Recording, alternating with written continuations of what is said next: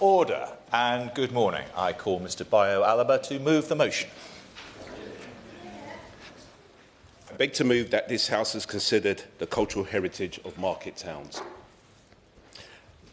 Thank you, Mr Chairman. It's an honour to serve under your chairmanship, and I would also like to thank all the members for their attendance and showing their interest today in this very important debate. By way of a quick introduction, firstly, please, can I also say a huge thank you to everyone here today contributing and supporting this debate. And I'd also like to welcome all honourable members here who represent market towns, old and new. Now, historically, a market town is a town which has hosted markets, usually granted by a royal charter. These towns evolved into economic hubs where local farmers, merchants, traders could sell their goods and produce, where residents from the local area could also pick up essentials. Because of the trade that took place, these towns became the centre of development, where houses, fire stations, mechanics, stables were built surrounding them. But notably, market towns can develop not just through royal charter, but also through and with population growth and economic activity. Where we have developed infrastructure and connectivity with better roads, trains and river crossings, this has allowed for more trade, in turn encouraging market towns to develop. Local authorities can also classify an area as a market town based on commercial importance. For me, markets offer vibrancy and opportunity. They are a mini showreel of an area's special characteristics. I was born on Green Street in East London and grew up with markets all around me, with friends and family owning market stalls. I too also worked part-time on a fruit and veg stall in Stratford Market as a schoolboy. Not only do I have a keen nostalgic and personal interest in market towns, and markets specifically, I also have some experience of reanimating markets. Before entering Westminster, I owned and ran a number of independent markets from fashion, art, artisan and food markets over the years, due to my professional background in events and hospitality. Commissioned by the London Borough of Hackney, I was involved in the successful regeneration of Hoxton Street Market, one of Europe's oldest street markets. Dating back to 1687, Hoxton Street had lost its way and required repositioning. As part of the town centre master plan, my team and I oversaw a stakeholder engagement strategy that encompassed existing traders, local shop operators, surrounding community shops and groups, various council departments, and most importantly, local residents. The key thing here is that the work on giving this local community asset its historic vigour back included the local community. This was not only the right approach to take, but also the authentic route. Now, some 10 years later, Hoxton Street Market, as a community asset, is still vibrant and crucially locally led, thereby adding to the local area's sense of place, civic pride and local economy. Now, to give you all a sense of the market town I proudly represent, Rochford, surrounded by historic villages such as Great Wakering, Kenewden, Paglesham, Barling and Stanbridge, and they all fall within Rochford District. I will keep it brief as I have limited time in this debate, but please, if any honourable members would like to talk a little bit about history with me, I'd love to have that conversation separately. Rochford Market was first created in the mid-13th century. The charter was awarded by King Henry III to Sir Guy de Rochford in 1247, with the aim of generating income and developing new towns. At the heart of Rochford lies the medieval market square. The square hosted a weekly cattle and livestock sale every Tuesday, Thursday and Whitsun. At the time, it was the only market for 20 miles, which made the market particularly popular. Nowadays, there is a bit more competition, but the market is still going strong.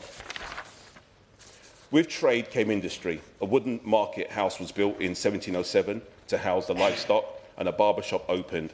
A mechanics was opened, and a fire station was built, and many taverns were packed with residents enjoying the weekly market. Bringing me into the present, as you can imagine, the market square is incredibly different now. I regularly enjoy Rochford Square, buying local goods, meeting with businesses, taking my family out for lunch and holding surgeries there. I know how much potential the area has and the wealth of cultural heritage it has had in times gone by. Most historic market towns have buildings of significance which often have helped shape the town's history. In Rochester's case, we have the Freight House building. This Victorian train workshop helped move the town into the industrial age. Cultural buildings like the Freight House can often provide a heritage footnote that market towns also thrive on. Now, when we look at sort of challenges and context, I also think it's fair to say that the market towns are up against it and often feel the sharp end of economic downturns. Currently, we have 1,300 market towns serving a population average between 2,000 to 30,000 people. Over the last decade, over the last 2 decades, industry has been hollowed out. Market towns have suffered. There are increased numbers of shop vacancies and decreased footfall as consumer habits have changed with retail parks and a move to online shopping. With this change and the voids in the cornerstone of these communities, often we see a rise in antisocial behaviour as there is less opportunity. And while this is not just limited to market towns, as we have seen, this pattern across the high streets and city centres and market towns often feel this acutely. This is also a structural issue. Historic England, in their research on heritage and the economy, outline that local authorities' historic environment teams have shrunk considerably over the last decade. Between 2006 and 2018, the number of conservation and archaeological specialists fell by 35%.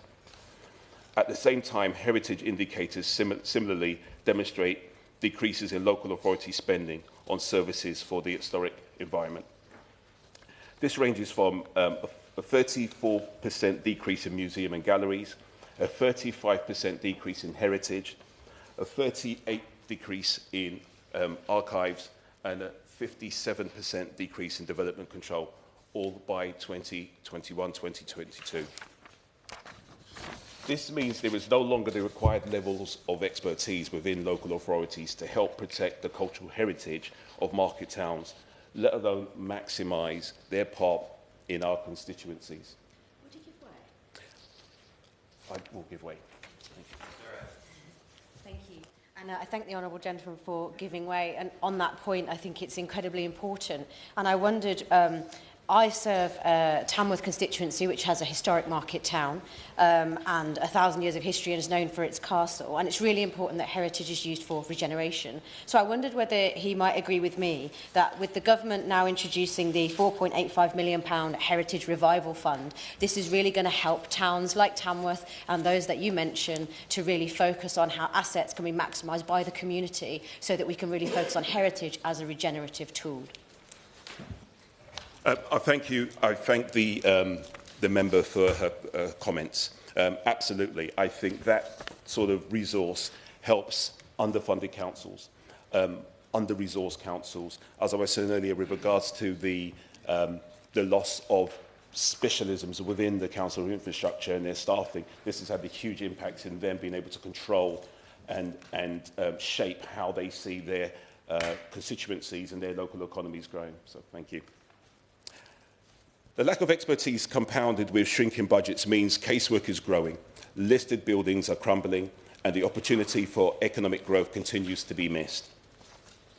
More broadly, the ONS estimates that in 2022 there were 33,000 visits to Southend-on-Sea from abroad. This figure has been broadly similar since the Visit Britain data began in 2009. Similarly, the ONS published data that in 2023, 504,000 visits were made to Essex from abroad, staying 3.5 million nights and spending a total of £193 million. The data shows the numbers have been broadly similar except during COVID. Evidence for the annual visitor attraction survey shows that in 2023, 7 out of 10 of the most popular paid visitor attractions in England were in fact heritage attractions. Indeed, 63% of us visited heritage sites last year, 3 times the amount that attended football matches. The tourism industry as a whole is worth £74 billion to the economy and 4% of gross value added, with huge potential to support the government's plans for growth. The visitor economy is one of the biggest, best performing sectors. This should not be underestimated. Each visit to a heritage site means pounds spent in the local economy. This supports jobs, the vibrancy of high streets, increases well-paid jobs, regenerates communities and creates pride of place. Heritage sites also make fabulous locations for filming and TV making, like Bridgerton, Downton Abbey and Broadchurch. I have to say, I'm delighted by the Minister's ambition to welcome 50 million international visitors by 2035 and the establishment of a national visitor economy strategy, which will be launched next autumn, outlining plans to support the growth of the tourism industry. Market towns will be a key driver to achieving this mission. We know there is a real appetite to enjoy our cultural heritage, domestically and from international visitors. However, it is essential we are driving these visitors to every region of the UK where there is immense cultural heritage. By boosting tourism to every region, this will fundamentally improve living standards by bringing growth to local economies, jobs and an increased sense of place and diversity to high streets and town centres. These communities and cultural assets need to be more accessible. The accessibility increases market towns' appeal and by default their viability. Market towns also hold a unique space for creative industries and owner-operators. From having a long career owning a hospitality business and being pivotal in the regeneration of areas in East London like Shoreditch, Dalston and Hoxton, I know how central owner-operators are to regeneration, to increasing the footfall of an area or making an area more attractive to visitors by being key champions of place. The independent traders, family-run businesses, local producers are the lifeblood of our market towns, high streets and coastal communities. It is these businesses which provide unique goods and services that sustain both our local economies and the cultural heritage of an area. Southend and Rochford have a high number of micro and small businesses. In fact, we have over 3,300, which is disproportionately higher than the standard identical community. And when we look at what drives tourism and trade, it is often the heritage sites and the local offer made up by a diverse range of owner-operators that provides this. We need to empower our owner-operators and creatives as they offer not just livelihoods, but help maintain the very character of our historic market towns. This will not only boost local economies, but create sustainable economies all year round too. From my experience through working with owner-operators and local communities and grassroots organisations, markets can be vibrant all year round.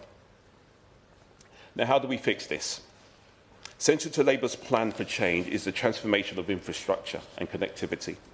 For too long, the UK has lagged behind our European partners. Reliable public transport and better infrastructure is necessary so market towns, villages and local economic hubs can fully participate in our modern economy. By investing in our public transport and improving connectivity, we will enable businesses to grow, attract new investment and create jobs while allowing local residents to access their towns with ease. I'm currently working on introducing a later trains facility on Fridays and Saturdays in Southend, so that the evening and the hospitality sectors in my constituency can thrive once again. This commitment to infrastructure and connectivity helps preserve the historic charm, but also unlocks their full potential for future generations. Our Labour government have had to make tough choices to stabilise the economy and invest in public services. I cannot commend enough legislation like the high street rental auctions and ending the scourge of late payments to facilitate us to begin to regenerating our high streets. And more recently, from the Minister's Department, the announcement of Labour's plan for change. Major investments from the Arts Everywhere Fund to boost growth and cement Britain's place as a cultural powerhouse. In my constituency, South Hall has recently been granted £423,000 for repairs and protection for water damage. I know the Secretary of State is determined that arts will be for everyone, everywhere. These strategies are crucial steps in Labour's plan for change. In October 2023, writer and regeneration consultant John P. Houghton wrote in his article, Down Market, Reviving England's Market Towns, that there were a few reasons for why market towns have not been on the government agenda. He believed, and I concur, that central government had in recent times largely neglected these communities. And I will read out a small extract from John's piece, which I believe illuminates the situation well. I quote, "There was a brief flurry of intervention in market towns in the early 2000s. The Market Towns Initiative was launched in 2000 and rolled out across England from 2001. It was funded and administered by the Countryside Agency, the successor body to the Rural Development Commission. Through the initiative, partnerships and local agencies and community groups were awarded funding to undertake a health check of a town's strengths and weaknesses to develop a practical action plan and appoint coordinators and project managers to develop this plan. The health checks were the first sign that things were starting to go wrong in market towns. A meta-analysis of health checks in the West Midlands conducted by KPMG highlighted many of the problems identified in the previous section, such as house prices rising beyond the budget of local people, poor transport links, retail trends away from traditional high streets and town centres, and an ageing population placing greater demands on public services with already limited capacity. The Market Towns Initiative could and should have been the first step in a sequence of measures to deal with these problems. Instead, the programme was closed down under the programme of austerity, and nothing took its place.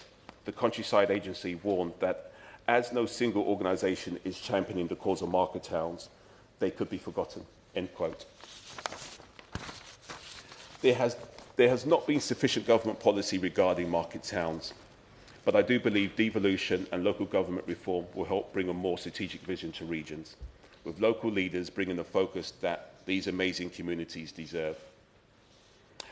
I would ask that there are a few things that we need to consider, which is one, the change in the planning system. I would advocate for the planning system to allow a place to grow, develop and encourage adaptive reuse of both nationally important and locally valued heritage sites. I know the government are working closely with Historic England to streamline the planning system, making sure heritage protection is not watered down.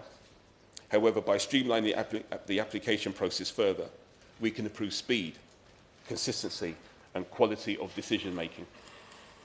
There could be fewer applications made and greater clarity amongst regulators over the types of work that do not require consent, which would lead to greater efficiencies. Some streamlining requires no new policies, but more use of existing powers, e.g. utilising enforcement powers to address neglect. Other streamlining would require policy change, such as empowering local authorities to delegate authority to qualified professionals to sign off conditions attached to planning and listed building consents. This would reduce the frustration of waiting for the council's conservation officer to be available, which can cause costly delays and unhelpful inconvenience to occupiers. Secondly, as previously mentioned, local authorities' heritage spend has decreased significantly, and there's been a massive loss of expertise and specialist knowledge. At the same time, heritage attractions and the tourism economy continues to contribute considerably to the economy.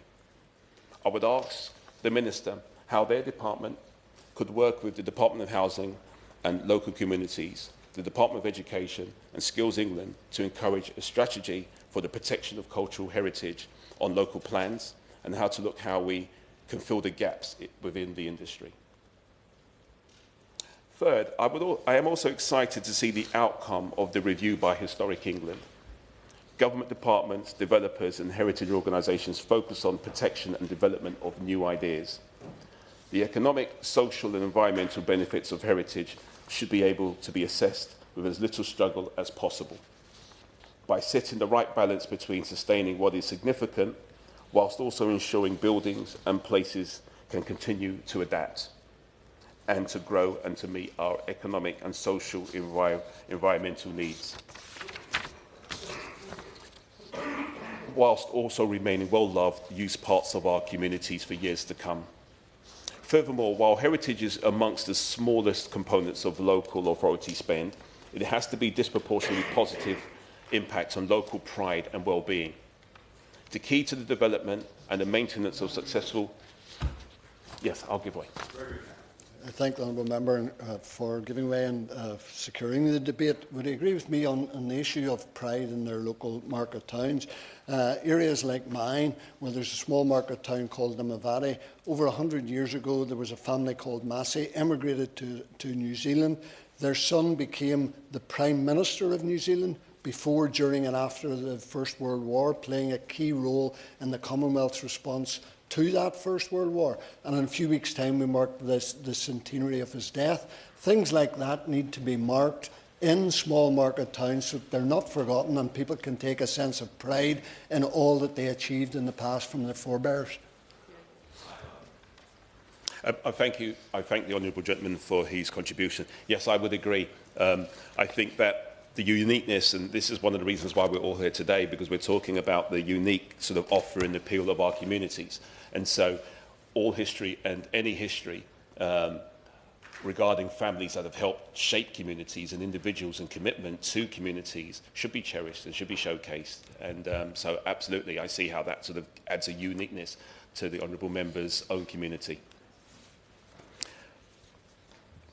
The key to the development and maintenance of successful place management are governance structures that support effective decision-making, that give a voice to the variety of stakeholders that engage in places.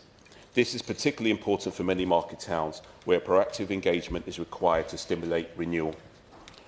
That is why I'm excited about the devolution white paper and the strengthening of business improvement districts. However, business improvement districts are not active in all areas. Therefore, in some places, this function could be provided through the development of community improvement districts.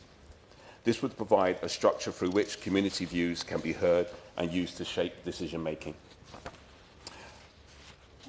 Fourth, while I cannot thank the Department and the Government enough for their capital funding projects such as South Church Hall in Southend and the Maritime Museum in Liverpool, I would also like to work on a strategy which encourages small, medium enterprises to invest in skills and encourage developers of assets to develop investable proposition that involves repairs. Our targeted approach to capital investment for heritage and culture would achieve better outcomes by allowing the growth of skills and supply chains that are required to deliver the maintenance and repair of historic buildings and places over the long term, improving the quality of delivered schemes, dampening inflationary pressures, and ensuring that the recipients of funding, especially local government, are investment ready. I know where and when and how to make best of the funding for the benefits of the communities they serve. I could talk for quite some time, but I'm sure the honourable members are keen for me to sort of shut up. So,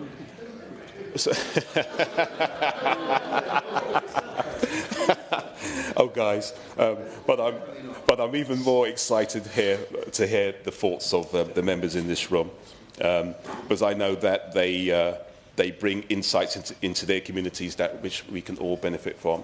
And so I shall bring my words to a close, and thank you. I'm grateful to the Honourable Member for introducing the debate. Can I remind all backbench members that if you want to contribute and still want to contribute, keep standing up and down so I know you do. And I'm afraid you'll have to limit your insight to about 2.5 minutes if we're going to get everybody in. So the question is that this House has considered the cultural heritage of market towns. Sir Alex Shelbrooke. Thank you, Sir Jeremy. And I think the points I want to make probably cover all of the market towns and those with important heritage in my constituency of Wetherby and Easingwold. So I'll start with just a couple, but everything I say is relevant. And let me start with Borough Bridge, which is a traditional market town. Now, there's an ecosystem to market towns, which the honourable gentleman, who congratulations on bringing this debate, have. And when you look at, especially in the rural countryside, you find that the farmers' markets that take place, the whole ecosystem of the trade that takes place is reliant on the farming communities, which often is exactly where these towns grew up from. And the blunt truth is, it does build into the growing concern about the effect that is happening to the small family farms. Because it is the small family farms which contribute directly to the market towns. If you were to go into them, you will see that a lot of the produce that's on sale has an ecosystem that works through the entirety of the rural economy, and therefore a real concern which moves beyond just what we've been talking about in terms of food supply, in terms of the farm inheritance tax, can directly impact those areas. Because actually, the honourable gentleman outlined investment that's needed in market towns, etc., but actually some of the things we can do. If I take a market town such as Wetherby in my constituency, there are a lot of very important cultural buildings. These towns are full of buildings that have been there for centuries. There is no way that they will reach the C grade on an energy performance certificate. But that policy, brought in by the last government, that policy needs to be reviewed.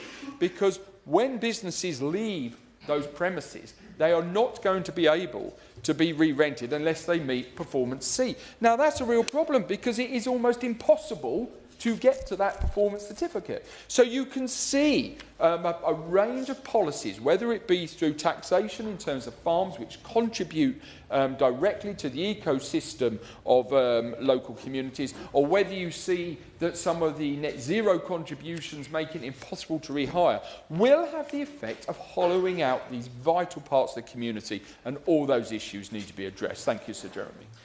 Thank you, Sir Alec. Josh Dean.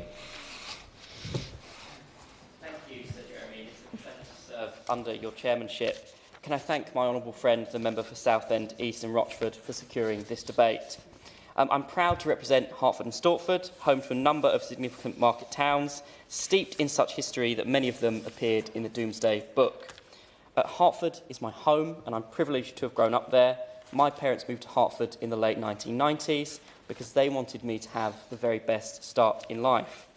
Now, any parliamentary scholars amongst us will know that when plague overran London in the 1500s, Parliament moved to Hertford Castle, where the Gatehouse is now home to Hertford Town Council, on which I proudly once served. Hertford's Old Corn Exchange, which once linked us to the corn markets of London, has since been reborn as a live music venue, called simply the Corn Exchange, serving the lively local music and art scene that produced talents like George Ezra and Rupert Grint. And our residents are proud of our weekly charter market in Salisbury Square, and our town centre, in which I once found my first job, is home to a diverse offering of independent shops, pubs and restaurants. Bishop Stortford, too, has contributed more than its fair share of musical talent, with famous musicians including Sam Smith and Charlie XCX attending local schools. And Bishop Stortford has contributed its fair share to this Parliament too. Indeed, upon election, I became aware of at least 4 members of this House, including my honourable friend, the member for Scarborough and Whitby, who attended local schools in Bishop Stortford too. Today, Stansted Airport, the largest single-site employer in the east of England, sits right on our doorstep, offering opportunities for work, skills training and lifelong learning to our residents in Bishop Stortford, and the direct train line between the two means that our community is readily connected to the rest of the world. Now, for reasons of time, I can't go into detail on all of the market towns in my constituency, but there are others, including Ware and Sawbridgeworth, of which we are deeply proud. But none of this is to say that our towns are without challenge. So I'd be grateful if the Minister could, in her response, touch on the support that this Labour government is providing for high streets in semi-rural communities and market towns like ours, to ensure that residents can readily access vital in-person services, and also if she could touch on the support that this government is providing for live music venues like the Corn Exchange in Hertford, of which our residents are deeply proud. Thank you. Grateful for the exemplary time discipline so far. Martin Vickers. Thank you, Mr. Chairman. It's good to see you in the chair this morning. Since last year's election, I have added another market town to into my constituency, that of Brigg in northern Lincolnshire. Along the beautiful paved streets of Brigg, you will find a number of excellent independently owned shops and boutiques and a fantastic range of clothing stores, eateries and other attractions. These independent retailers retain the traditional character of the town, with some of the shops serving the good people of the Brigg for over 100 years. Thanks to North Lincolnshire Council, under the excellent leadership of Councillor Rob Waltham, they've made it a key policy to ensure 2 hours of free parking in Brigg and across the area, which is a vital component of ensuring our high streets survive. There are a number of historical buildings in the town centre that remain in use to this day, some dating back as far as the 1700s, and the centre of the town is a conservation area. One such building is the Angel, a 17th century coaching inn. The building has been refurbished and now a library and a cafe, and home to the Brigg Heritage Centre, which is free to enter and tells the story of how Brigg developed as an important crossing point on the River Ancone. Most notable attraction is the Brigg Raft. This 3,000-year-old flat-bottomed oak boat was discovered in Brigg in the 1880s and moved to the National Maritime Museum, but was returned to Brigg in 2013. Brigg is home to a number of weekly outdoor markets. There is a street market which runs every Thursday, providing fresh fruit, vegetables, flowers and the like. I now turn to Barton upon Humber, in the northern part of my constituency. Founded on the bank of the River Humber, Barton has a rich history, and the name derived from Berriton, which means barley town, a testament to Barton's importance for brewing beer. I understand that at the time of the Domesday Book, Barton was considered the most important town in the area, with 2 important churches. St. Peter's Church closed in 1970. Chad Varra, the founder of the Samaritans, was born in Barton in 1911 when his father was the vicar of St. Peter's. Another notable person is Ted Lewis, the author, whose book was famously changed into the film Get Carter. Like Brigg, Barton has kept its traditional charm. Wilderspin School is a Victorian school, and you can visit that and see how school life was in the Victorian times. Both towns have a town council and mayor, and I think in these days of devolution, when we are creating much larger authorities, which I broadly support, it's important that we retain the civic pride that the local town council and the mayor can contribute. Thank you, Sir Jeremy. Thank you. Julie Mintz. Thank you, Sir Jeremy. It's an honour to serve under your chairmanship, and can I thank my honourable friend for bringing this debate. I must start with a confession. My constituency is Carlisle, and Carlisle is a city, albeit a small one. However, its population size and look and feel, and indeed its charter, make it more closely resembling of a market town than perhaps many cities. My constituency does, however, include 2 market towns to the north and northeast, Longtown and Brampton. Longtown lies on the English-Scottish border in an area known as the Debatable Lands. Debatable because for many centuries the kingdoms of England and Scotland couldn't quite agree who had ownership and claim to Longtown and the Debatable Lands. Arthurate Church on the outskirts of Longtown dates from 1150 and is said to be the resting place of the legendary King Arthur. Not to be outdone on history and heritage, the original church of the market town of Brampton stands on the site of a Staingate Roman fort built around AD 80. And during the Jacobite Rising of 1745, it was from there that Bonnie Prince Charlie summoned the Mayor of Carlisle to surrender the city to the Young Pretender.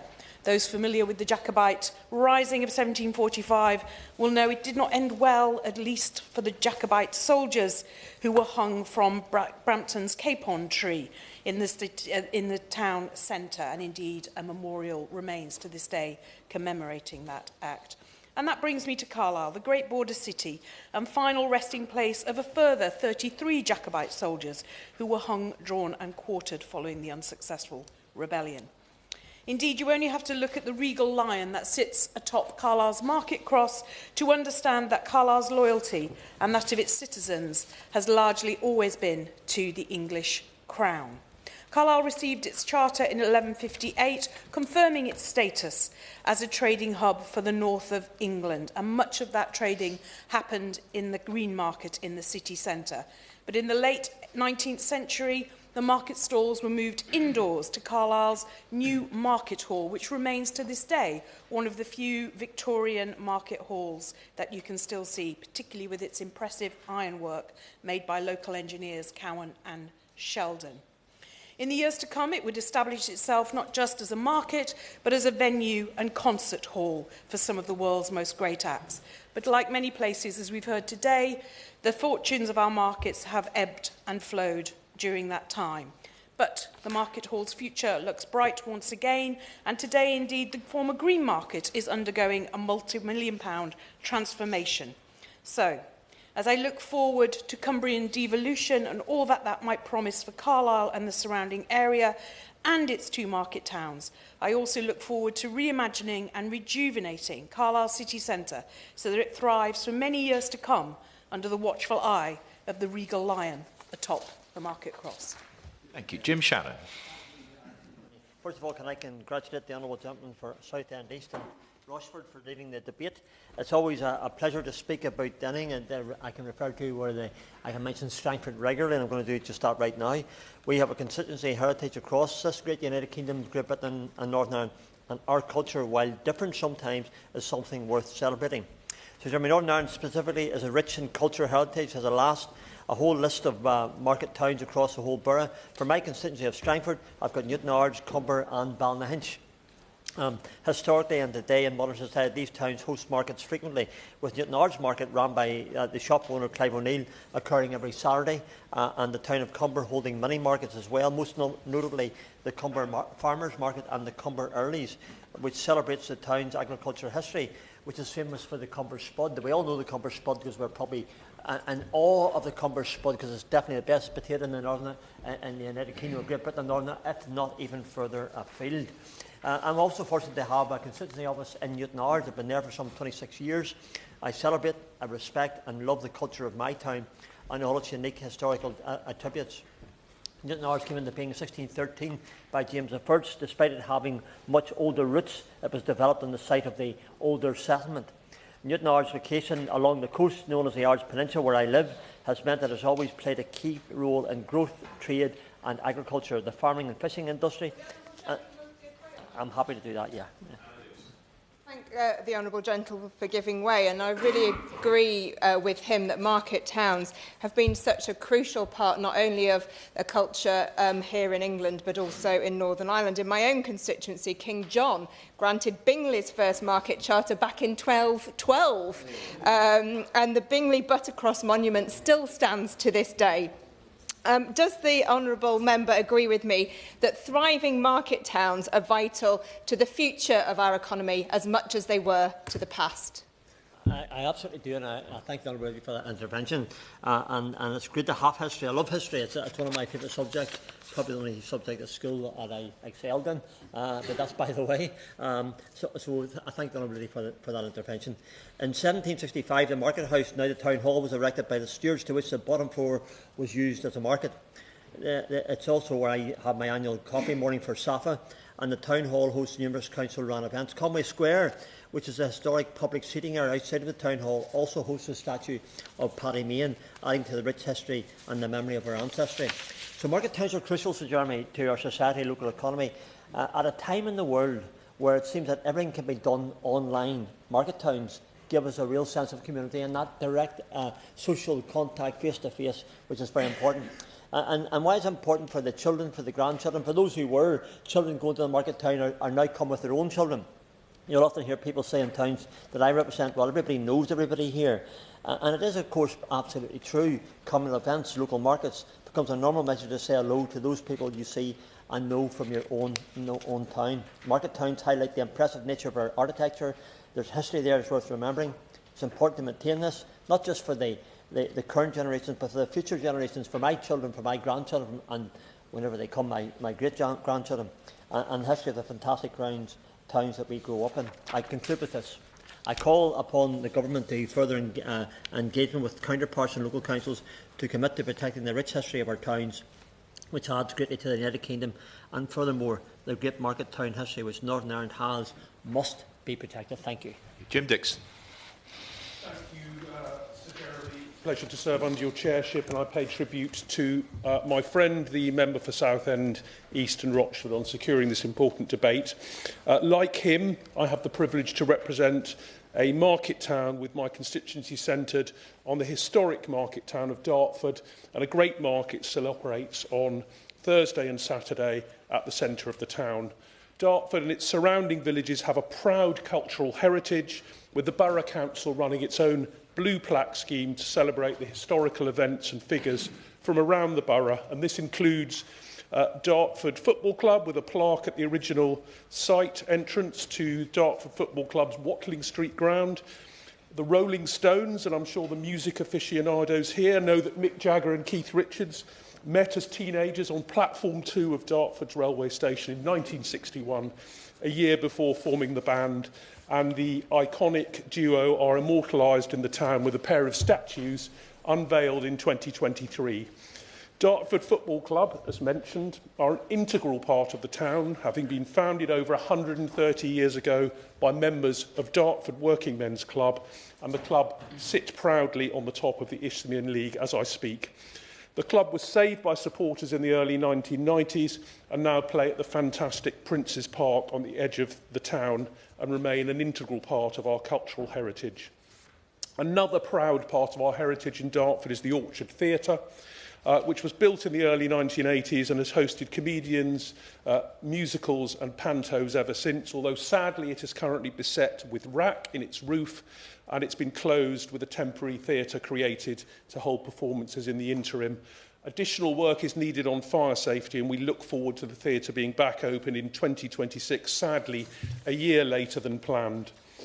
As others have stressed, pubs are an important part of our cultural heritage, and an area's social infrastructure is determined by its historic pubs, and in the case of Dartford we have the Royal Victoria and Bull pub on the High Street as a leading example. The Lads of the Village pub in Stone in my constituency was built in 1793 until its recent closure. The parish council has successfully campaigned to get the pub listed as an asset of community value, but despite the council offering the full asking price, the owner is refusing to negotiate, leaving the site in limbo with the parish powerless. So I warmly welcome the government's commitment in the devolution white paper to a strong new right to buy, to maintain beloved assets, and that can't come soon enough. Thank you, Sir Jeremy. I hope very much that the government will continue with its plans to revitalise our high streets and our historic market towns, looking at how business rates can be reformed, and I welcome the commitment again in the English devolution white paper to support high streets by strengthening business improvement districts.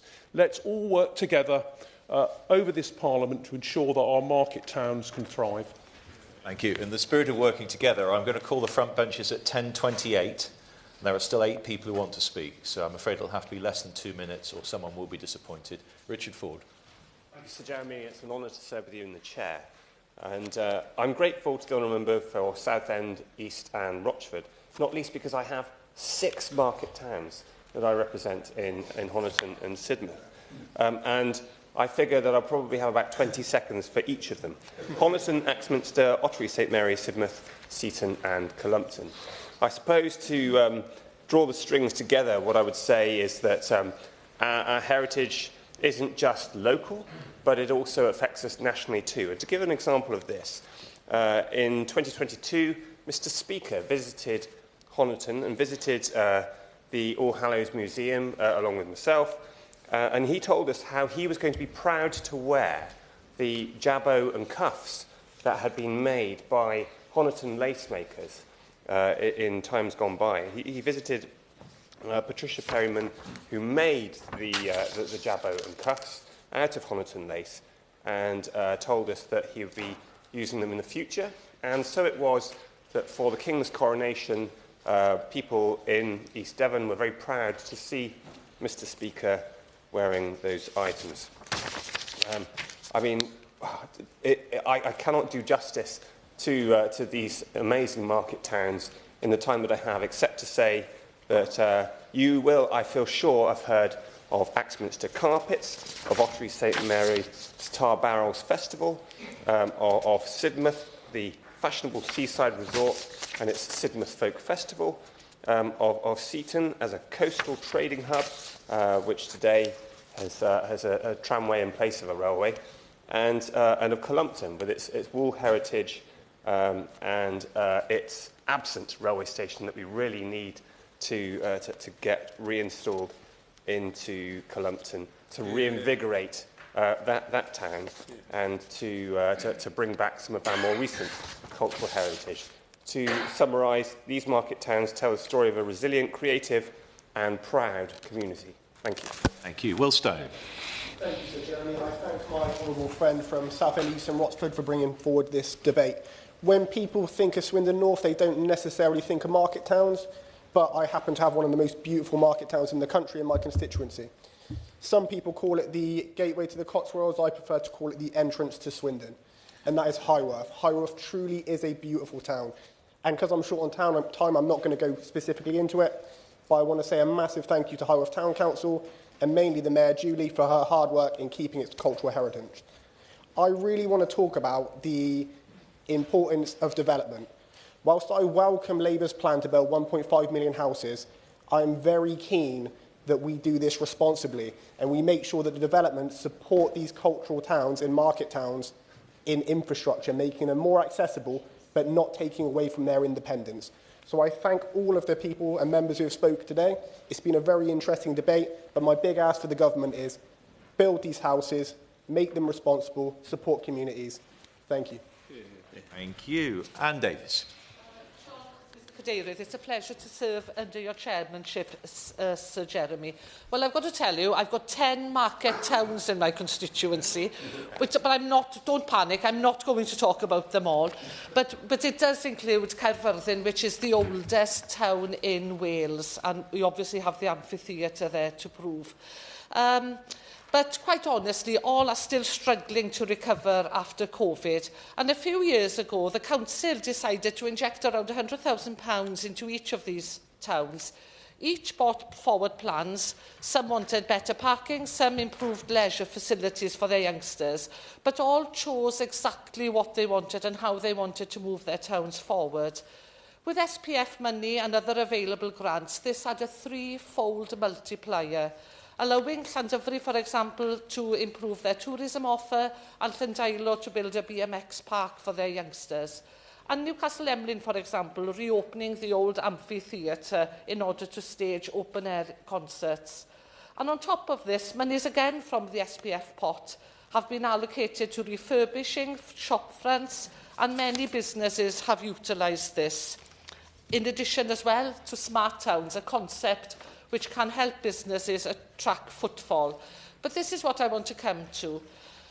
Car parking remains an issue for many of our towns. Lan and Whitland, for example, want more space. But apart from space, paying for parking is an issue. No councils can afford to pay for free parking whilst they have to pay business rates. It can't be an answer when our county councils have to pay business rates on those very car parks. And if the government is serious about revitalising our cultural and historic market towns, then they need to abolish the business rates on our car parks. Not one council across the UK can support free parking whilst they pay millions to the government in business rates. However, free parking would help our town centres, as they do in retail parks, which have been placed all around our town centres. And the government has a choice. Either they abolish the rates payable to our local authorities, or they continue to allow our town centres to deteriorate. Thank you. Alison Hume. Thank you, Mr Jeremy, and I congratulate my honourable friend from Southend East and Rochford on securing this debate. The medieval market fair in Scarborough has entered world culture thanks to Simon and Garfunkel, which popularised a medieval English folk song, although we all know that wasn't the subject of the song.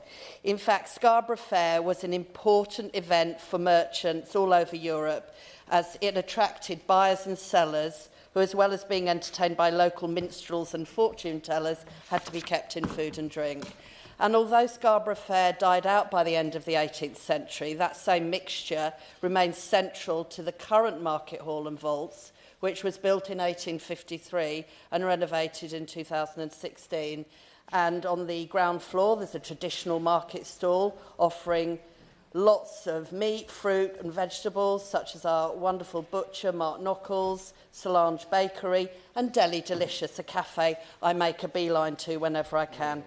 And in the gallery and vaults, there are more cafes along quirky independent shops. Nevertheless, it remains a challenging time for retailers, so I'm very pleased that the government's committed to permanently reducing business rates for retail, hospitality and leisure properties from 2026, which will be funded by a tax rise for the very largest business properties, such as online sales warehouses. And of course, the Labour government's also investing in Scarborough with our plan for neighbourhoods, where around £20 million will go towards regenerating our town centres, supporting parks and libraries, and building a stronger community. And this, of course, is a welcome boost to protecting our cultural heritage for the future. Now, the original Scarborough Fair has been reimagined into a stunning year-round series of festivals such as Scarborough Lights, Scarborough Art and Scarborough Streets, which increases local pride, enhances aspirations and provides wonderful entertainment for locals, as well as a treat for the thousands of visitors who flock to Scarborough every year. The new Scarborough Fair links the heritage, geography and culture and people of our town in a way that articulates our story. The story of Scarborough is in the future, not the past. Serve under your chairship. I'll very briefly touch on the market towns in my constituency that stretch from Hexham itself, which has got not only Hexham Abbey, it's got England's first purpose-built jail, it's got the Victorian Queen's Hall, which, again, to declare an interest, now has my office in it, as well as local arts centre and dance hall. Market towns define Northumberland. One of the main challenges, and colleagues have touched quite eloquently on a lot of the challenges facing them, one of the main challenges is lack of transport, lack of accessible transport, whether that is potholes in some of our more rural roads that isolate people getting from places like Allendale or Otterburn into Hexham, which, having a large farmers' mart, is a central point for much of Northumberland's rural economy. It's also, I think, ill-served by a frequently delayed and frequently cancelled rail service and bus services that, to be honest, are not entirely fit for purpose. The Conservative-run Northumberland County Council, I think, sometimes does forget that the west of Northumberland exists. I think it's something that is, fair to say, a frequent point of anger from my constituents when investment is shifted away from the west of the county and away from our constituents that simply fails to address the problems. I'm frequently confronted with potholes on my roads that are told are fixed and then a week later have opened up again. It's these kind of bread and butter concerns that hold market towns back from their true potential. But if I can just briefly touch on the creative industries and their contribution to market towns. It's one of the few industries in the local economies that is not always reliant on getting a delayed bus or a delayed train or hitting a pothole. They are poets, they are writers, they are artists that contribute so much to the character of each of their towns. They frequently contact me with concerns about AI and its potential damage that it could do to the rural economy. And I'd just like the Minister to acknowledge that in her response.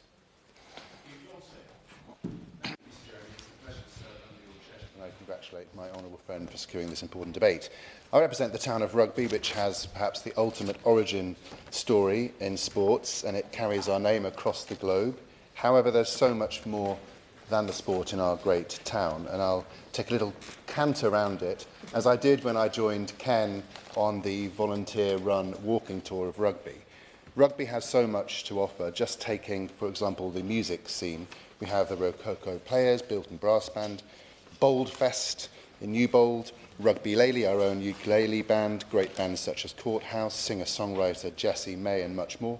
In the arts sector, we have a former pub, now an arts community-run organisation called Art at the Alex, a wonderful art gallery and museum, currently has a fantastic exhibition from the Ingram collection, and they also run a History of Rugby in 50 Objects exhibition, which is superb, and I thoroughly recommend anyone to come and have a look at that. Wonderful literary heritage, including being the birthplace of Rupert Brooke, a fantastic, vibrant sports sector, and Rugby Borough women's football team narrowly lost, unfortunately, to Liverpool in the FA Cup recently. A wonderful industrial heritage, British Thomson Houston, Woolens Works factories, covering aviation, maritime, power, automotive.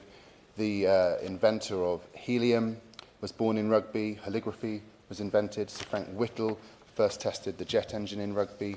We had the incredible radio masts at Hill Morton. Today, GE Vernova provides high-tech jobs. But it's about the future, really. Such huge potential within small market towns, and they need to be unleashed. And one thing I wonder whether the Minister might consider is a campaign to encourage people to visit small towns, market towns like Rugby. If you go to visit Britain, you see a lot about cities, you don't see much about towns. We need to do this. We need to remember that all too often smaller towns are forgotten by officialdom. They're not forgotten by politicians, as you can see from this debate, but they are often forgotten by officialdom. We must invest in our small towns, in our people, in the potential. Cultural heritage is about the past, the present, and most importantly, the future. Thank you. Matt Turmain.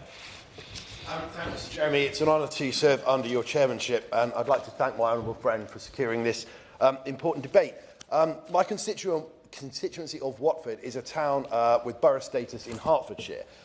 It's an historic market town, having been granted a charter in the 12th century, and the town grew as a result of the Grand Junction Canal and railway expansion. The vibrancy and therefore over time the cultural heritage of Watford as a market town can excite, stimulate and indeed trigger fond nostalgia. As a child, my friends and I would race around Watford Market, at the time a place I would understand to be brutalist in terms of its architectural style, and that's nothing to do with the skinheads that also frequented the area. Sustained by an ice bun or donut as a special treat, we would explore, weaving between market stores and diving into adjacent shops like W.H. Smith's with its records and computer departments. That market in Watford no longer exists. Its site has become part of a more contemporary shopping experience, more Zara than zaniness. Tastes and fashions do change, of course, but we adored it. And as I grew older and I became familiar with markets in other towns and places, Amersham, Kensington Market, the Birmingham Bullring, the memories of Watford and its market embedded themselves. And that's important. The cultural heritage of market towns can easily be misrepresented as a narrow strand of admittedly delightful traditional market towns. But the fun, the cultural heritage of what Watford Market once offered should be celebrated as part of that heritage too. It attests to the validity of that period of history. Watford Market does still exist, in a different location and spilling out onto the high street. It offers food and shopping and other experiences for residents. In challenging times and circumstances, the new Watford Market endeavours to deliver the experience of socialising of an evening, lunches for busy workers and shoppers, and new ways to create memories for people exploring and wandering through. This Labour government is determined to deliver growth and housing, and let's hope that as part of its plan for new towns, our government's drive to stabilise the housing market can include markets as part of those towns as we build our future and remember their cultural heritage. Thank you. Thank you. And if she can limit herself to 1 minute, Catherine Fuchs. Thank you, Chair. Well, with Monmouthshire, we're really lucky. We don't have 1, 2 or 3. We have 5 market towns. And I thought coming here today that would be a record, but it's not, because there's the constituency with 10.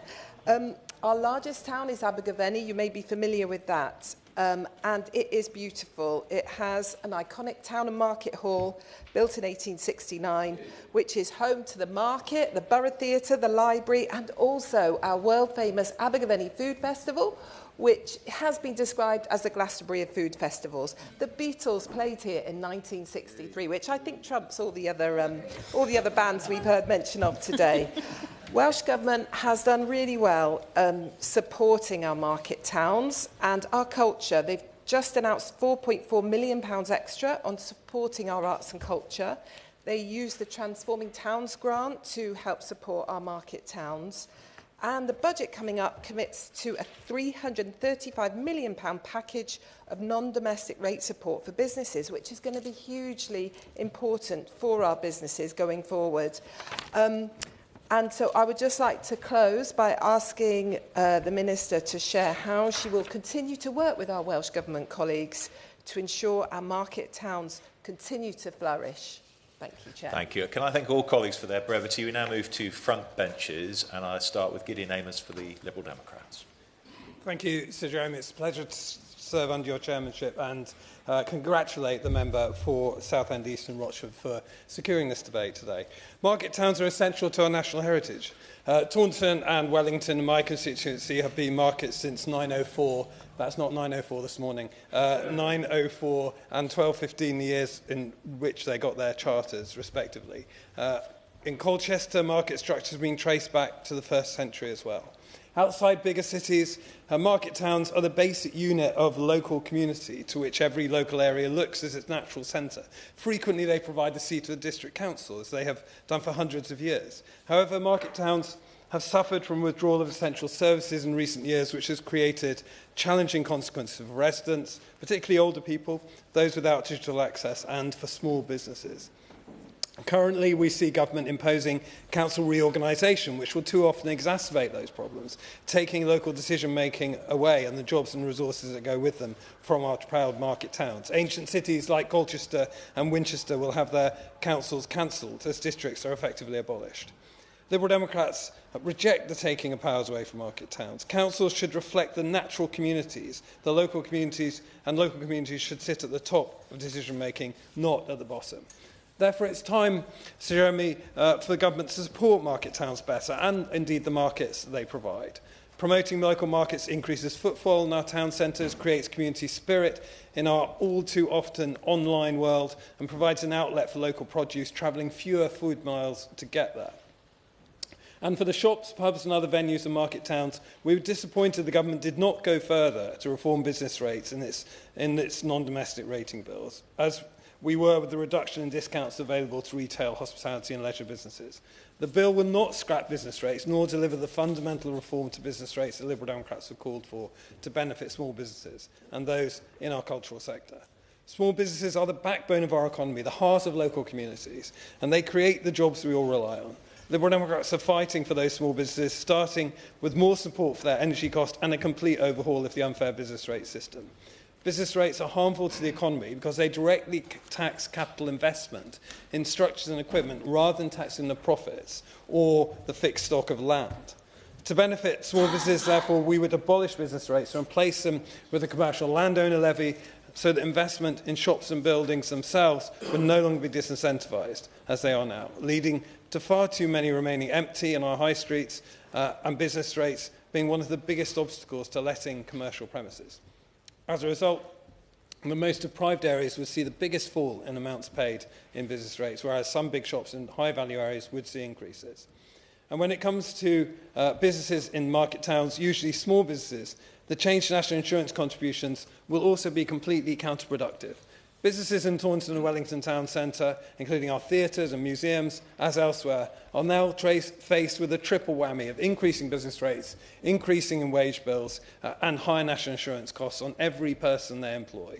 All this coming after years trying to survive the pandemic and some of the highest rates of inflation and interest rates that have ever been seen in this country under the previous Conservative government.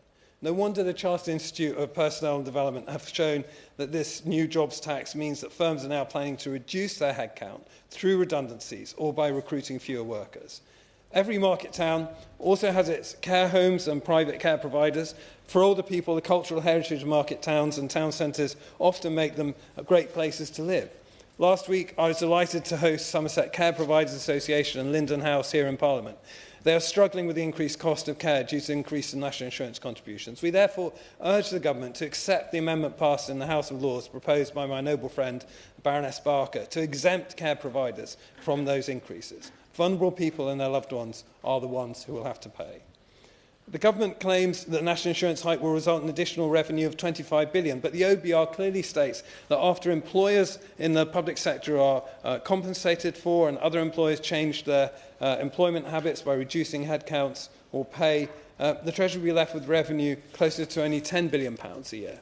The government could have raised that amount through a number of other fairer tax changes. For example, the ones we put in our manifesto. They could, for example, have reversed Conservative tax cuts handed to the big banks to generate an extra £4.2 billion every year, or increase the digital service tax to 6% to generate another £2 billion per year. They could have introduced fair reform to capital gains tax so that the 0.1% of the ultra-wealthy individuals pay their fair share while keeping things the same, or even cutting tax for other capital gains taxpayers to generate another £5.2 billion per year.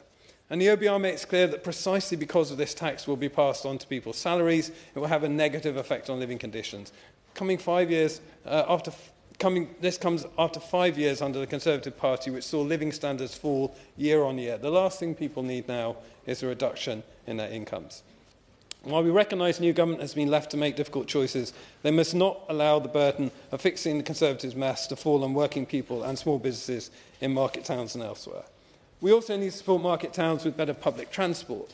The increase in the fare cap to £3 is a bus tax that will hit working people, rural communities and people on low incomes most especially. Delaying station projects like the new stations proposed to serve market towns of Wellington, my constituency in Columpton, and out of my honourable friend, the member of Honiton and Sidmouth, is also a mistake for the economic growth and new housing the government wants to see. These decisions will both make congestion worse and travel by public transport more expensive. And for rural communities, it doesn't matter if the bus fare cap is £2 or £3, of course, if they don't have a bus service in the first place. Market towns need proper rail and bus services if they are to thrive and survive. At the very least, the bus fare hike should be scrapped. There are other initiatives needed to boost our market towns, Sir Jeremy. Properly fund local councils, especially when it comes to social care, so they can focus on other things to support market towns and businesses, to support the more planning and conservation officers that the member for Southend East and Rochford spoke eloquently about, to introduce free parking periods to enable town centres to compete with out-of-town online retailers, granting permitted development rights under planning controls for outdoor markets, and with the ending of the Rural Services Delivery Grant, provide rural councils with a funding settlement that properly reflects the impact of rurality and sparsity on the areas they serve through the application of the fair funding formula. But fundamentally, our market towns and the businesses which sustain them need three things, Sir Jeremy: an end to business rates which punish our town centres and high streets, good public transport, and an end to loading taxes onto small businesses who we need to provide the seeds of recovery in our great economy. Liberal Democrats will do all three. Thank you very much. I call the Shadow Minister, Sakib Bhatti. Thank you, Mr Chairman. It is a pleasure to serve under your chairmanship, Sir Jeremy, and long may it continue. And it's a privilege to take part in this debate on the cultural heritage of market towns. I wish to congratulate the member for Southend East and Rochford for securing this debate and thank him for his opening remarks. I thought they were very well placed and lots of good points made. We had some excellent speeches. Unfortunately, I won't be able to canter through all of them, but I particularly wanted to recognise my right honourable friend for Wetherby and Easingwold for some of the points which I will address in my comments. My right honourable friend from Brigg and Immingham for his comments. He's just inherited a new market town. He seems to be collecting them, and I recognise that. And although I won't be able to recognise all the members for their contributions, I particularly want to call out the member for Hertford and Stortford, who reminded everyone how during the plague Parliament decanted to Hertford Castle. And while decanting is not something I advocate in the current debate that we're having, it's always nice to know that we've got options. And I want to thank members who've raised certainly venues that relate to food. As I fast through Ramadan, I'll certainly be thinking of them in this month ahead.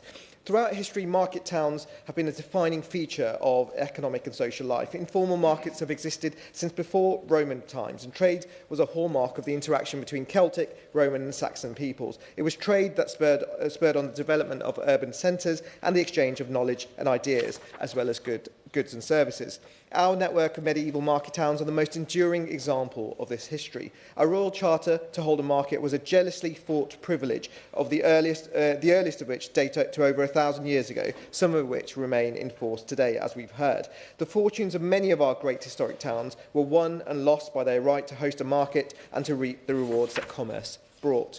Market towns brought ordinary working people together to engage in civic and economic life. The evidence of this can still be seen in the architecture of our market towns today, with market crosses standing proudly in the centre of grand, open squares and market stalls nestled amongst guild halls and churches. It is striking to see just how much continuity there has been in the history of market towns, with even the new towns of the 20th century.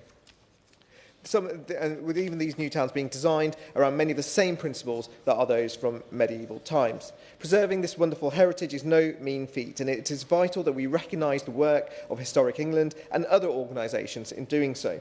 Its role in providing a voice for historic places, managing England's National Heritage List and educating us on the benefits of our cultural heritage is invaluable in supporting market towns and for raising awareness of their contributions to our society.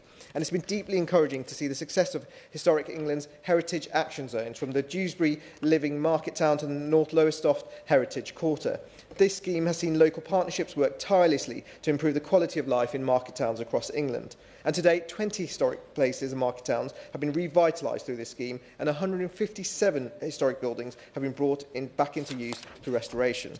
Equally as encouraging has been the success of the High Streets Heritage Action Zones. 67 historic high streets across England have received new investment, more community engagement and hosted more cultural events through this scheme, with over 460 shop fronts and 224 historic homes restored. That's over 2.7 million. Over 2.7 million people took part in these cultural events hosted by historic high streets is a testament to how this scheme has renewed people's pride in their local market towns, as well as providing a much-needed boost to high street businesses and local communities.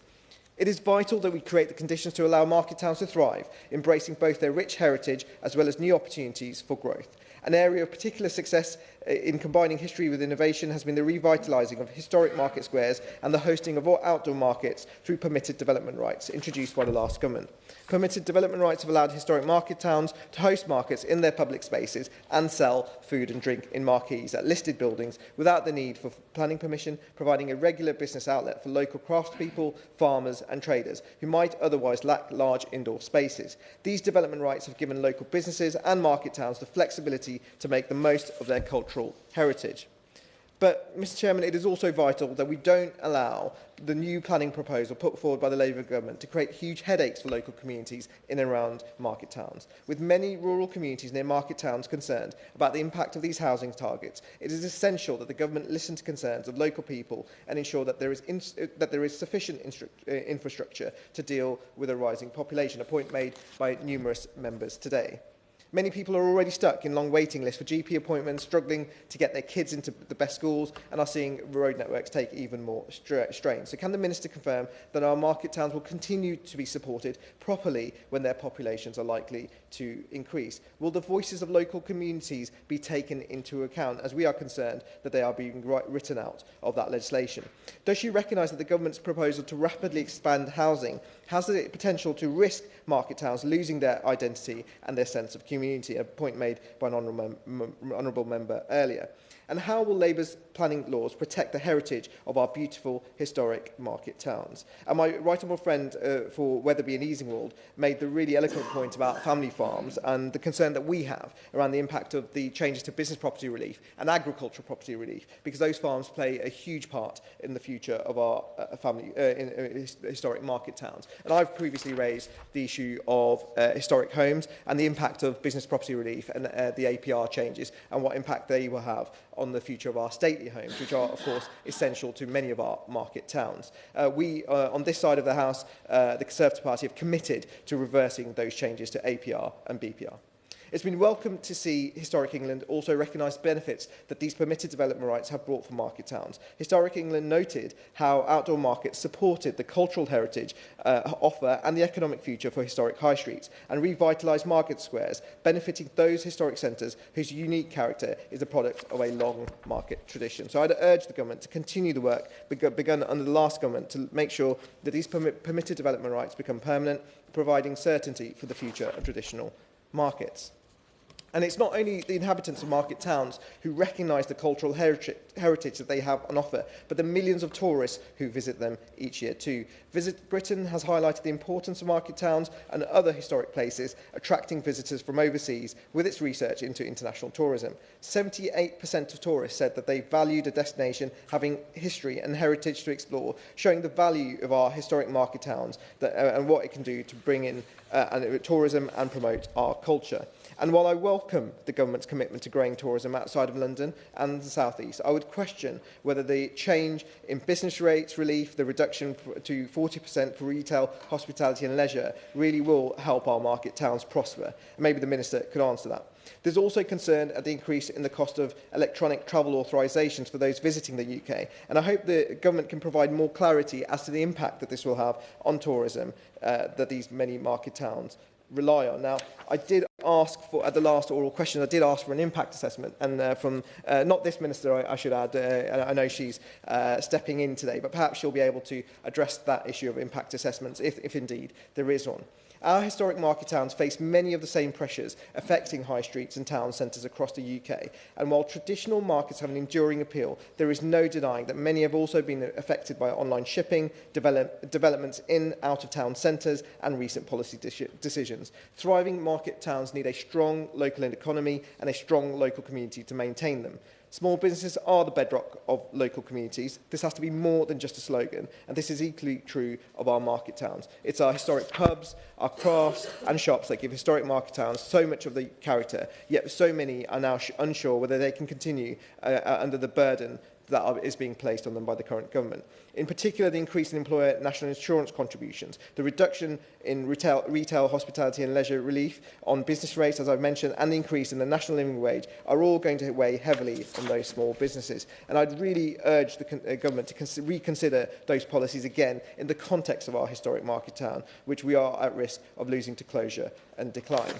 Ensuring that market towns continue to fill their traditional civic functions is equally important in preserving their heritage. Making more public services such as libraries and social mixed-use spaces available could go a long way in shaping the appeal of market towns. The House of Lords Built Environment Committee has led important research in reversing high street decline, and it's important that these findings are reflected in the decisions taken by the government that affect in the context of market towns.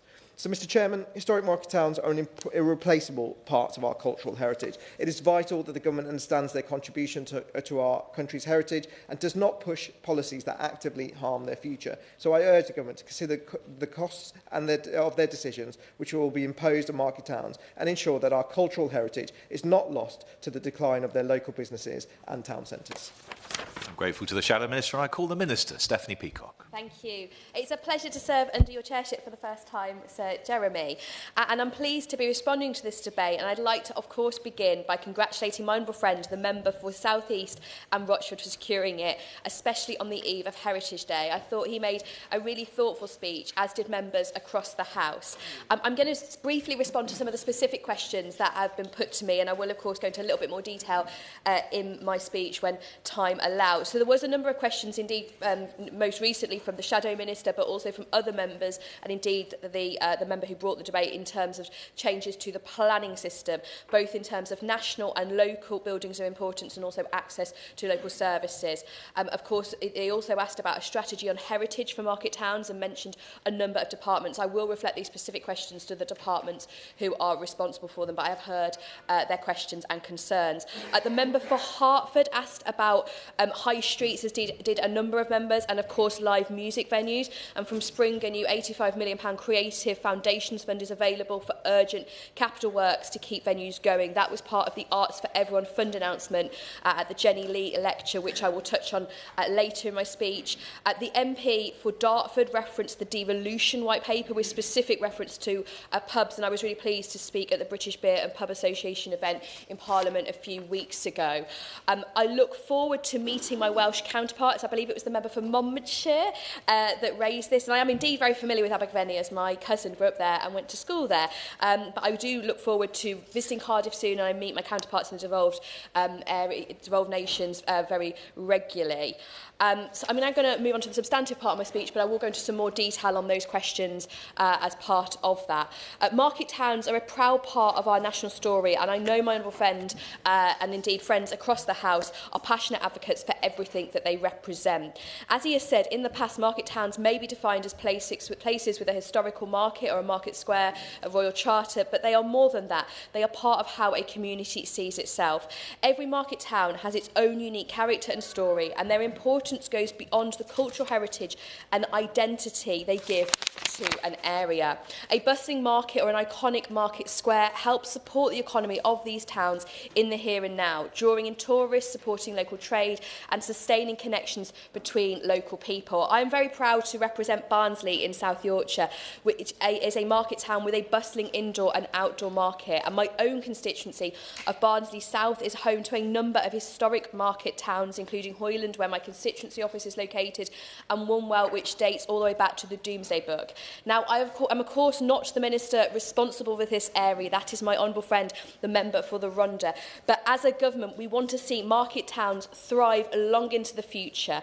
And I hope to assure honourable friends and members across the House that we take the future of these places extremely seriously. Indeed, in the previous Parliament, I also chaired the all-party group for industrial heritage, and the member for Rugby touched on this. He could perhaps pick up the mantle of that all-party group. Though, of course, it's a slightly different topic to that of today's debate.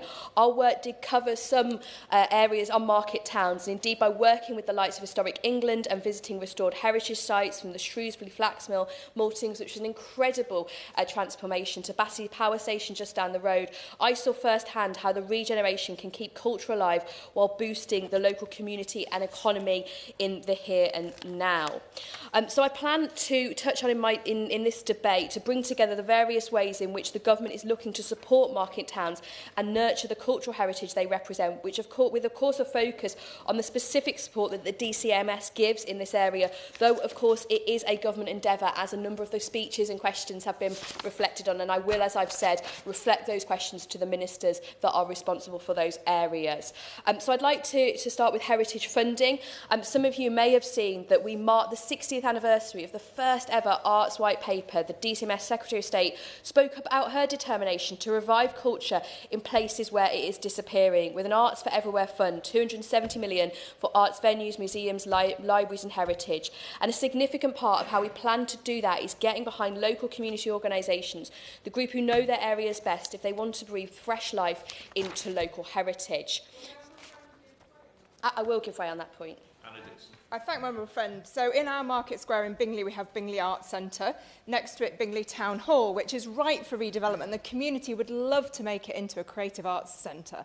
So I wonder whether my honourable friend will make sure that I and local community members could meet with the relevant minister to see what opportunities there are to access funding through this huge amount of money that you've announced, that the ministers have announced to go into arts and culture. Thank you. I'm grateful for that contribution. I did indeed drive through her constituency at the weekend. It's a very beautiful part of the world, and I'm very happy to offer a meeting with my colleague, the member for the Rhondda and the minister responsible. I'm now going to move on to talk about the Heritage Risk Capital Fund and the Heritage Revival Fund. We're making an extra £20 million of investment available to the sector to repair our most at-risk heritage sites and support groups who are ready to bring derelict old buildings back into good use. The Heritage at Risk Capital Fund accounts for £15 million from this spring, and it's a scheme that lives up to its name. It's all about providing grants for repairs and conservation for heritage buildings at risk, with particular focus on sites that need it the most. And it could help all sorts of different types of heritage: shops, pubs, parks and town halls. Now, the Heritage Revival Fund, I will give way, yes. Sure. I'm very grateful to the Honourable Lady, and the point I was raising earlier on, and I know her constituency very well as well as the Yorkshire constituency, and there are many great old buildings, but one of the things that is going to be a problem is getting them to that Band C EPC certificate. So it's all very well investing the money, capital money in to be able to reuse them, but if they're not meeting that at the moment, they can't be used. So can I ask her to take back to the Minister that this is an area that does need to be reviewed, because I think that policy of the last government was a mistake? I very much heard the points he made, and I will commit to taking that back to the Minister, and I'll endeavour that they make sure he writes to you in good time. So the Heritage Revival Fund is a new scheme altogether, and one that's designed to put local people in the driving seat. This government recognises that restoring buildings that once stood as visible symbols of progress is an important way of both restoring people's pride in their area and empowering local people to take control of their own destiny again. It is going to build on the previous Transforming Places through Heritage Fund, which provided support to market towns in Lancashire, Suffolk, West Yorkshire. For example, it gave more than 120,000 to the Bridgewater Baptist Church in Somerset, a Grade 2 listed church built in 1837, enabling it to be converted to a multi-purpose space, supporting the wider community use for workspaces for businesses as well. That fund provided a really useful model to show how government backing for local community organisations can help unlock further backing from the private sector, like commercial loans or other grants. On top of our Heritage Capital funding, my department also delivers the Listed Places of Worship scheme. For those members unfamiliar with the scheme, it gives grants towards VAT paid on repairs and renovations to listed sites of worship across the UK. My colleague, the Minister for Creative Industries, Arts and Tourism, recently set out in a debate in this hall how the scheme is playing an important role in keeping culture alive and well in our communities, providing facilities and meeting points for local residents. In addition to providing places to worship, many of these buildings act as music venues, food banks and community halls, all of which contribute to the cultural heritage of a place. We know that the scheme is making a difference in market towns and local areas up and down the country, which is why we're making £23 million worth of funding available between 25 and 26. And support is not just limited to central government departments like the DCMS. Our arm's-length bodies and executive agencies are also playing a key role.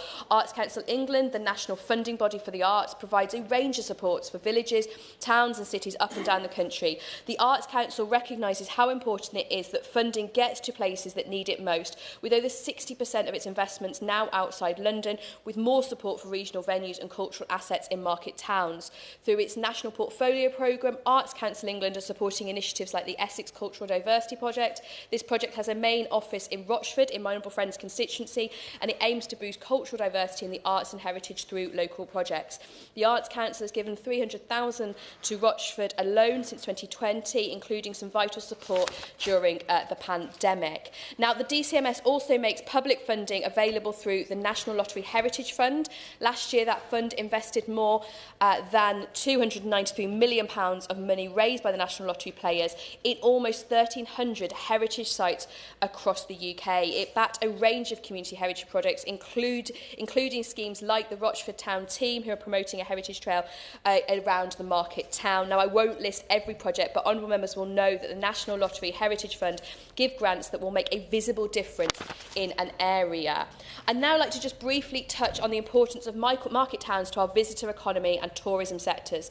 All members here today know many market towns are magnets for tourism who want to visit, soak in the culture and spend their money in local hospitality. From the historic streets of Stamford to the heritage of Stratford upon Avon. I always remember my granddad taking me there when we were growing up. We have so many examples across Britain, and it is my colleague, the Minister's ambition, a goal of 50 million international visitors by 2030. We absolutely need to make sure the benefits of UK tourism are being felt well beyond our major cities and places like market towns. So to match those words with action, we're working in partnership with Visit Britain, Visit England and local visitor economy partnerships to put market towns at the heart of our tourism strategy. I'd love to say more on this, but just in the interest of time, I'm going to briefly move on to just comment that although I've spoken to what the DCMS is contributing, I'm pleased to confirm that the Deputy Prime Minister has today launched the government's new Plan for Neighbourhoods programme.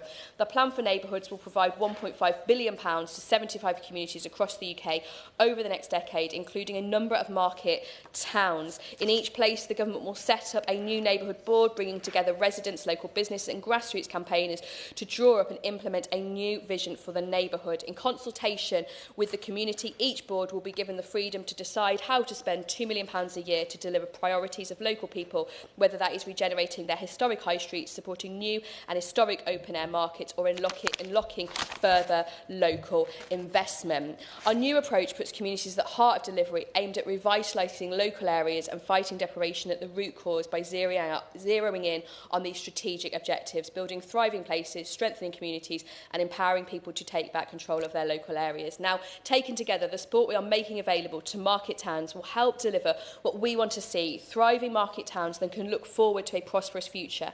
We want to preserve the heritage that gives these towns their identity. We want to make them central to our tourism sector and visitor economy, and we want to sustain the local cultural assets that inspire this generation and the next.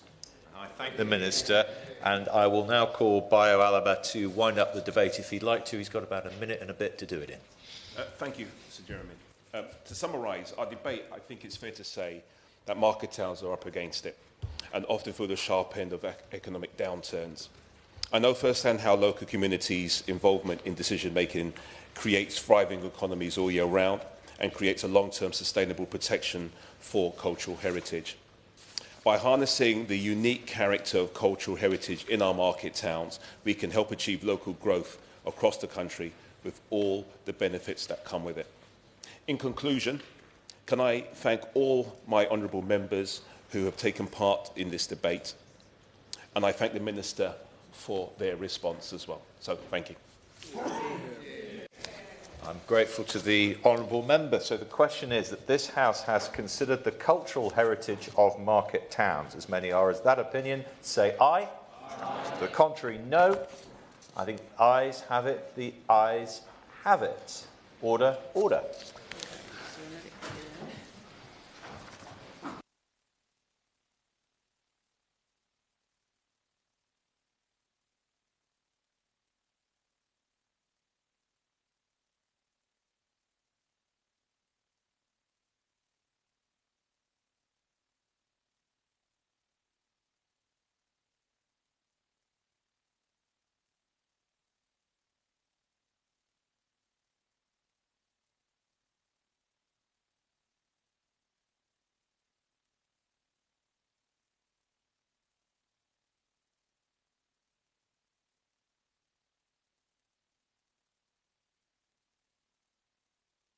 Ask all those not participating in the next debate to leave as quickly as they can.